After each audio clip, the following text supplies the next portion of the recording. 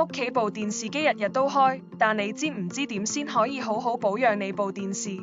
今日就同大家分享幾個簡單實用小貼士，逐一解答保養、清潔同其他常見問題，等大家部電視睇得安心又放心。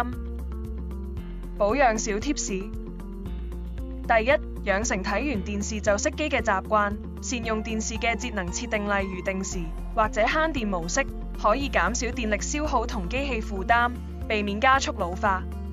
大家平時都習慣用遙控器或電視上嘅按鈕熄機，但如果知道未來一段時間唔會使用電視，例如去旅行，就可以掹埋插頭。第二，確保電視有足夠散熱空間。電視四周最好預留至少10厘米以上嘅空間，唔好喺電視周圍擺放雜物，保持空氣流通，防止電視內部元件過熱。第三，適當調低螢幕亮度。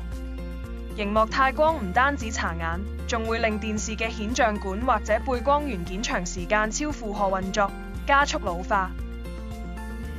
清潔小貼士：第一，清潔螢幕同機身前記得熄電視，用抹布可以輕輕清潔乾淨，避免用力摩擦整花螢幕。第二，定期清理通風位同散熱孔嘅灰塵。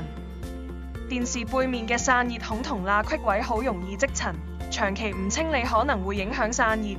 大家可以用吸塵機清理通風位同散熱孔，用抹布反而會令灰塵更容易走入機內，損壞元件。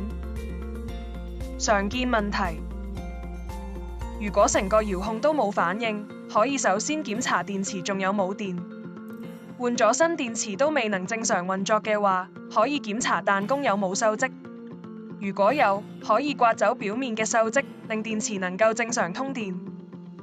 如果遙控嘅部分按鈕冇反應，好多時候都係因為用耐咗，灰塵容易積聚喺遙控內部，導致失靈。大家可以拆開遙控，清潔面板上嘅灰塵，